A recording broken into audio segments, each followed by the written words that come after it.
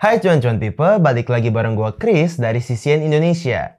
Ada scam yang lagi marak sekarang yang bisa dibilang adalah social engineering tingkat dewa dengan teknik hipnotis atau gandam digital. Scam ini disebut dengan pig butchering scam. Korban dari gandam digital ini banyak banget, bahkan saat ditipu korban tidak merasa tertipu, sampai akhirnya benar-benar bangkrut total. Oh iya, gue mau disclaimer dulu. Di sini gue dan tim CCN Indonesia hanya memberikan informasi tentang fenomena-fenomena yang ada di dunia kripto maupun finansial. Kami bukanlah ahli keuangan maupun penasehat finansial. So, langsung aja kita masuk ke pembahasannya. Let's check this crypto news today.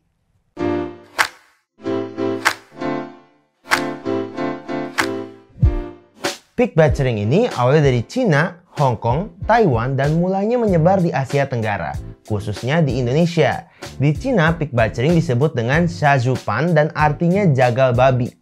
Kenapa babi? Jadi, secara kiasan, korban dari pig butchering ini dianggap seperti babi yang akan diternakan untuk kemudian diambil seluruh fungsinya atau bahasa kasarnya dijagal. Sederhananya, korban akan diberikan relationship palsu dengan dijanjikan mendapatkan uang melalui investasi maupun trading. Tapi kemudian seluruh pendapatan tersebut akan diambil oleh si penjagal tersebut. Bagaimana korban bisa tidak sadar kalau hal ini adalah sebuah scam? Mungkin fenomena ini cocok dengan sebuah pantun yang berbunyi, cinta itu buta. Karena dalam scam ini, penipu menggunakan emosi romansa dari korbannya. Di sisi lain, diketahui ternyata penipu ini sudah terorganisir dalam sebuah grup. Bahkan mereka sudah mempunyai buku tutorialnya yang berisi mulai dari cara berkenalan, merayu, cara berperilaku, sampai dengan cara untuk mengajak berbisnis bersama dan akhirnya mengambil seluruh harta dari si korban. Bisa dibilang mereka ini adalah berupa sindikat yang sudah terlatih. Mereka mencari informasi tentang korbannya mulai dari bahasa, negara, budaya, kebiasaan, bahkan gosip-gosip terbaru yang ada di ruang lingkup si korban. Mereka orang-orang cerdas yang permainkan emosi dan psikologi korbannya agar bisa percaya dengan si penipu. Bahkan, sindikat ini pun membuat sosial media, identitas, ataupun aplikasi palsu yang khususnya dibuat untuk melancarkan serangannya. Tentu saja penipuan ini mempunyai ritme yang sangat lambat. Bisa berbulan-bulan maupun sampai tahun, tergantung dengan ritme keberhasilan dari korbannya.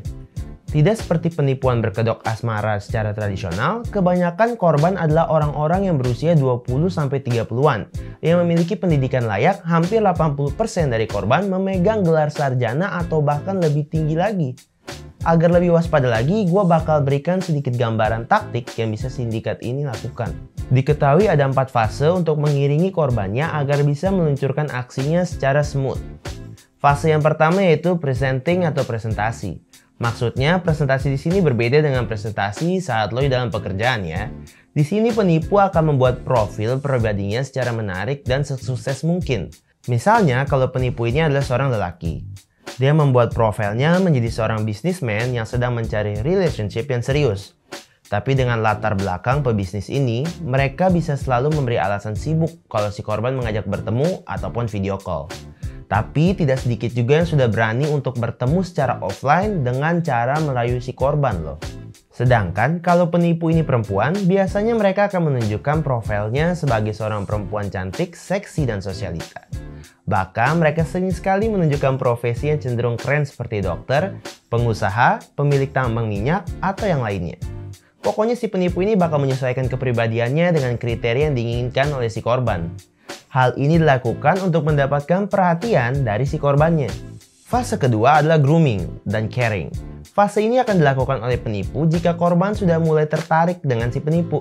Mereka akan mulai dengan chat-chat yang menunjukkan perhatian lebih kepada korban, seperti pertanyaan-pertanyaan kesehariannya, makanan atau minuman yang disukai, hobi, cerita tentang keluarga, sampai dengan chat romantik. Sampai di mana mereka akan meminta foto-foto yang lebih intim kepada si korban, agar kesannya si penipu sangat tertarik dengan si korban. Selain chat yang berbau caring, mereka juga sering mengirimkan foto-foto cerita yang flexing. Misalnya makan di restoran mahal, membeli tas branded, ataupun membeli mobil atau membeli rumah baru. Hingga kemudian jika sudah mendapatkan feel atau keadaan yang sudah mulai cair, si penipu ini akan mulai memperkenalkan pekerjaannya kepada korban. Misalnya, trading atau investasi kripto. Di sinilah penipu ini akan mulai mengagung-agungkan bisnisnya sampai si korban penasaran dan tertarik dan mau mencobanya. Nantinya si penipu akan mencoba untuk membimbing korban untuk membuat akun di aplikasi dan mulai deposit. Bahkan menyarankan untuk mengajak teman atau keluarga dari si korban. Fase yang ketiga adalah pressure tactic. Scammer atau penipu ini akan mulai menekan korban untuk deposit dan menginvestasikan uangnya dengan jumlah yang lebih banyak. Tentu saja dengan kelihayan penipu, mereka melakukannya dengan sangat lembut, seperti misalnya akan mendapatkan profit lebih banyak. Ada kondisi tertentu ataupun memberikan bumbu-bumbu masalah dalam kehidupan si penipu. Jika si penipu gagal mengelabui korban untuk menginvestasikan uangnya lebih banyak, penipu tersebut akan mencoba mengancam korban dengan menyebarluaskan foto-foto intim yang tadi sudah diberikan oleh korban kepada si penipu. Bagaimanapun, di fase ini si korban akan dimainkan emosinya, entah itu iba, marah ataupun takut. Bahkan tidak sedikit dari mereka, si penipu ini akan memanfaatkan keadaan si korban agar mau tidak mau, si korban harus mengirimkan sejumlah uang untuk si penipu. Kemudian, jika 3 fase tersebut sudah dilakukan, penipu akan mulai menginjak fase keempat, yaitu cutting off. Di sini nih, si korban akan mulai meminta uangnya kembali dan entah dalam bentuk profit maupun bukan. Si penipu mungkin akan setuju mengembalikannya dengan cara withdraw di aplikasi khusus yang dibuat oleh si penipu tadi. Tapi waktu korban akan withdraw, penipu akan memberikan informasi mengenai biaya tambahan, misalnya untuk pajak, biaya gas, dan lain-lain. Nah, si korban yang ingin uangnya kembali ini akan mengirimkan sejumlah uang sesuai dengan keperluan pajak atau yang diinginkan oleh si penipu tadi. Tapi uang yang nggak juga segera kembali, di sini penipu akan membuat alasan lain, seperti biaya-biaya cukai, biaya legal, dan biaya lainnya. Pokoknya alasan demi alasan akan terus datang sampai si korban kehabisan uang. Di sini bukti dari penjagalan habis yang tadi gue katakan seperti berternak babi.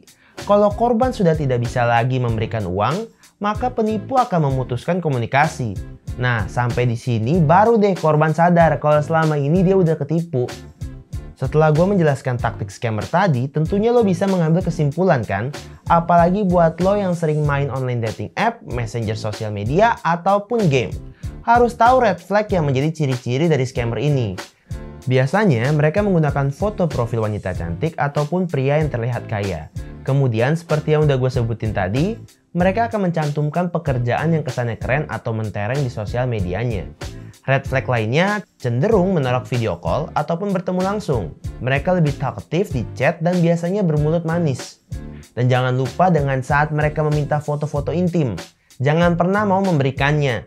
Dan yang paling penting nih, mereka mulai mengenalkan bisnisnya dan mengajak berinvestasi ataupun bertrading dalam fiat, cryptocurrency, dan lain-lain. Paling kelihatan lagi kalau mereka mulai memberikan janji-janji palsu seperti bisa cepat kaya, jadi miliarder, bisa cuan 100%, dan pokoknya bisa mendapatkan cuan dengan mudah dengan cepat. Coba pikirin lagi deh secara rasional. Gak ada yang bisa janjiin itu semua kalau lo gak bisa berusaha dengan giat dulu kan? Apalagi nih kalau mereka udah mulai flexing kehidupannya. Kesempatan ini cuma ada 1000 banding 1 orang. Mungkin dalam kehidupannya, makanya daripada kita berangan-angan dan kena tipu, kalau ketemu orang dengan red flag seperti tadi, mending langsung jauhin aja deh. Dan asal lo tahu, efek dari pick butchering ini nggak main-main loh. Di luar negeri yang menjadi korbannya banyak sekali. Dan efeknya mulai dari stres, kehilangan hartanya, sampai dengan bunuh diri. Biasanya korban-korban yang terkena pick butchering ini malu untuk mengakui dan bercerita. Makanya kalau lo melihat ada temen lo yang terkena scam ini, segera tolonglah dan sebelum hal-hal yang buruk tadi terjadi. Sebaiknya juga lo juga share informasi ini kepada teman-teman lo, agar mereka bisa tahu tentang fenomena ini. So, segini dulu informasi tentang scam pick butchering ini. Kalau lo ingin menambahkan informasi ataupun pengalaman seputar fenomena ini, bisa tulis di kolom komentar kita ya. Sampai ketemu di video kita selanjutnya. Bye-bye cuan-cuan people!